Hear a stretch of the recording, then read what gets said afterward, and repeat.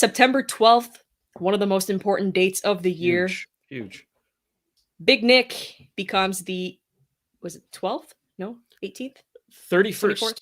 Close. See? 12 through 31, close Let's enough. leave it in traffic. It tells you.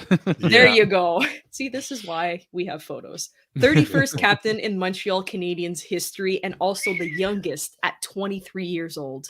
Oh, yeah.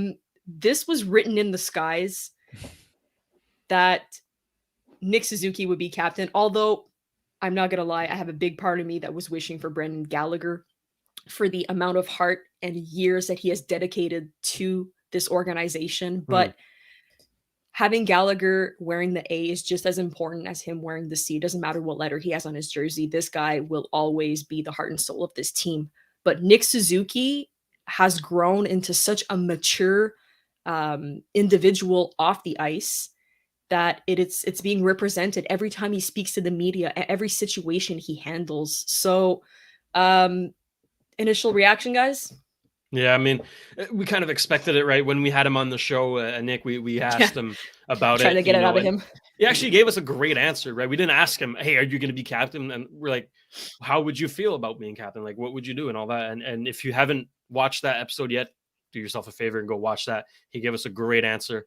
And, I think he's the man for the job, right? He is the future of this team. Mm-hmm. You don't know with Gally, right? We don't want to trade him, obviously, but with his injuries, it's gonna cut his career short no matter what. Like, we have to live with that. We have to accept that reality. So, how long would Gally have been captain realistically? We don't know. That's a question mark. And whereas Suzuki, he just signed a massive deal. We're not trading him anytime soon. That's a no-brainer. So I think it made sense to give him the C, and I think he was ready. Like, even as a 23-year-old, he's mature enough, and he's got that presence, right? Jake Evans, we asked him too, and he said that, Nick just has that presence to him where you're like, whoa, like, this guy's got it, He's the real deal. So you kind of want to follow that guy, and he leads by example. He's having a tremendous season yet again, on pace for his best so far. So, it's not, the pressure's not going to his head. That's something we were worried about, right? Pacioretty 2.0. But luckily, that's not the case at all. He can handle it, and he's thriving right now. So great pick. Yeah, Nick it was set in the stars for sure. And Nate Thompson was on our show with Nick and Dale a while ago, like a year and a half ago or whatever it was, and he just said Nick Suzuki started his career in the NHL on the fourth line with Nate Thompson, and Nate just said, he's got it.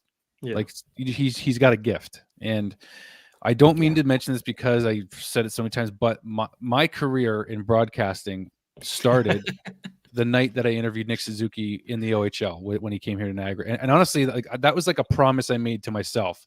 I said, I want to get closer to the game, and I want to just start going out there and interviewing players. And I knew he was coming. The Pacioretty trade I was in Manhattan. I was in New York when I got the trade, and I was like, oh my gosh, like, I can't have any reactions right now. I'm going to like live with Kelly and Ryan right now. I can't do anything about it.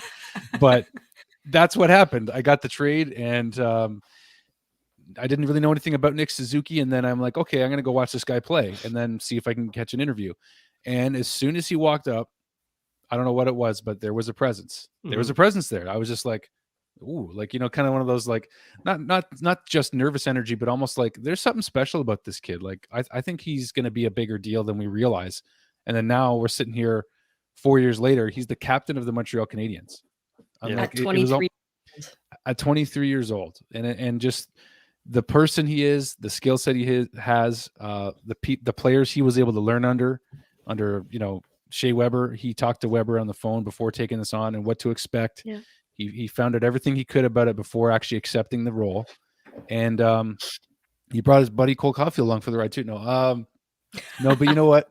Just seeing Nick step into this role, him and his mom coming on our show, and us developing a relationship with the Suzukis, and them being so awesome with us and meeting with us at the home opener this year too. Yeah. They don't have to do that stuff. They just seem to choose, make the right choices, and surround themselves with the right people. And they are the people they are because of the people they choose to be. And Nick's skills don't hurt either, because, by the way, he's an awesome hockey player and he's a #1 center and just does a lot of things really well. He's a Swiss Army knife. He's dynamic as heck, and he's on the top line He's an offensive player for the ages. I think that he's an all-star.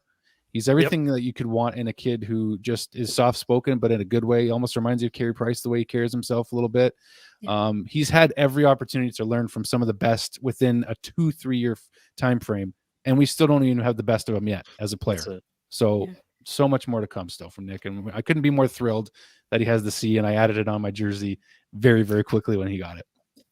I think one of the key things that stood out for me when it came to Nick Suzuki and how he's ready to, again, like our thumb says, pass the torch is after the passing of Guy Lafleur, the way he spoke to the media about Guy's legacy and how he hopes to one day have the same impact and be able to model his game inside and outside the ice after Guy.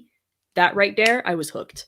Yeah. I was like, this kid knows what it means to wear it.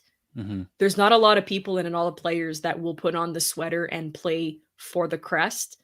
We've had specific players throughout the years that, you know, Dale being one of them, of knowing what it means to play for the Montreal Canadiens. And this kid is going to do whatever it takes to lead this team where it needs to go. Mm-hmm. I have complete faith in him, and I think we have the right pick for many, many, many years to come.